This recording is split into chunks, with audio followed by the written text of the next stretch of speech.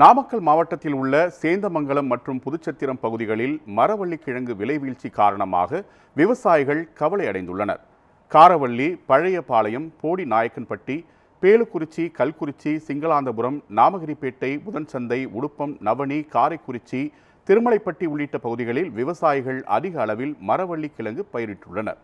இப்பகுதிகளில் வெள்ளை, தாய்லாந்து, முள்ளுவாடி ஆகிய ரகங்களில் விவசாயிகள் மரவள்ளிக்கிழங்கு பயிரிட்டுள்ளனர். இப்பகுதிகளில் விளையும் மரவள்ளிக்கிழங்குகளை ஆத்தூர், தலைவாசல், செல்லப்பம்பட்டி, நாமகிரிப்பேட்டை ஆகிய பகுதிகளில் இயங்கி வரும் சேகோ ஆலைகளுக்கு ஜவ்வரிசி தயார் செய்ய விவசாயிகளிடம் வியாபாரிகள் நேரடியாக கிழங்கின் மாவுச்சத்து புள்ளி அடிப்படையில் விலை நிர்ணயம் செய்து கொள்முதல் செய்கின்றனர். டன் ரூபாய் 5500 விற்பனை செய்த நிலையில் தற்போது மரவள்ளிக்கிழங்கு விலை வீழ்ச்சி அடைந்து டன் ரூபாய் 800 குறைந்து ரூபாய் 4700 விற்பனை செய்யப்படுகிறது. மரவள்ளிக்கிழங்கு விவசாயிகளுக்கு தமிழ்நாடு அரசு மானியம் மற்றும் விலை நிர்ணயம் செய்து விவசாயிகளின் வாழ்வாதாரத்திற்கு உதவி செய்ய வேண்டும் என விவசாயிகள் கோரிக்கை விடுத்துள்ளனர். 4000 தோட்டம் வச்சுருங்க. நம்ம வாழந்தகுளம் கிராமம், வெண்டாயம் பக்கம் தான். மரவள்ளிக்கிழங்கு சாகுபடி பண்ணிடுங்க.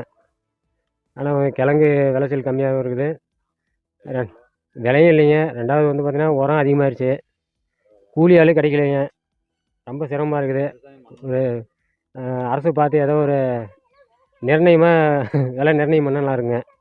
ஒரே விலையாக நிர்ணயமாக இருந்தால் நல்லாயிருங்க. ரொம்ப சிரமமாக இருக்குங்க. ஆளுங்களே கிடைக்க மாட்டேங்குது, கூலி ஆளும் கிடைக்க மாட்டேங்குது. விலைவாசியும் ஏறிடுச்சு, உர விலையும் ஏறிடுச்சு. ரெண்டாவது பார்த்திங்கன்னா உங்களுக்கு ஆள் கூலியும் அதிகமாகிடுச்சு, ஆளும் பற்றாக்குறையாக இருக்குது. இது ஏதோ அரசு பார்த்து ஏதோ ஒரு நடவடிக்கை எடுக்க முடியும் கேட்டுக்கொள்ளுங்க. ஆள் கூலி ஒரு நாளுக்கு 300 ரூபா ஆகுது கூலி. எங்களுக்கு கிழங்கு வந்து 400 ரூபா தான் கொடுக்குறாங்க.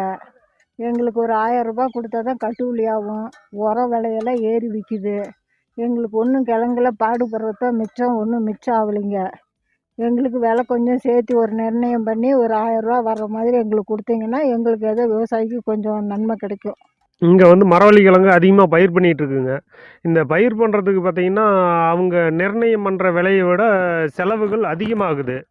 எங்களுக்கு இழப்பீடு தான் பண்ணுது. இதுக்கு வந்து அரசு ஒரு நிவாரணம் சரி பண்ணுற மாதிரி மரவள்ளிக்கிழங்குக்கு ஒரு நிர்ணய விலையை சரி பண்ணாங்கன்னா நல்லாயிருக்குங்க. இல்லாமல் இருந்துச்சுன்னா எங்களுக்கு வருஷத்துக்கு வருஷம் வந்து இழப்பீடு அதிகமாகிட்டே இருக்குது. போன வருஷம் இருந்ததுக்கு இந்த வருஷம் பார்த்திங்கன்னா ஒரு நிர்ணயமான விலையே இல்லாதனால மூட்டை 400ங்கிறாங்க, 420ங்கிறாங்க, பாயிண்ட்டுங்கிறாங்க. அந்த பாயிண்ட் வரல அப்படிங்கிறாங்க, பாயிண்ட் க்ளோஸ் ஆனாலும் இவ்வளோதாங்கிறாங்க. எங்களுக்கு வந்து கூலியும் பார்த்திங்கன்னா விவசாயத்துக்கு ஏகப்பட்ட கூலி வருது, கூலி ஆட்களும் கிடைக்கிறதில்ல. விவசாய பொருட்களுக்கு இடுபொருள் பார்த்திங்கன்னா அதிகமாக செலவாகுது. இதனால் வந்து இழப்பீடு தாங்க வருஷத்துக்கு வருஷம் அதிகமாகிக்கிட்டே போகுது. எங்களுக்கு அது நிரந்தரமான விலையை வந்து கொஞ்சம் நிர்ணயம் பண்ணி கொடுத்தாங்கன்னா நல்லா இருக்குங்க.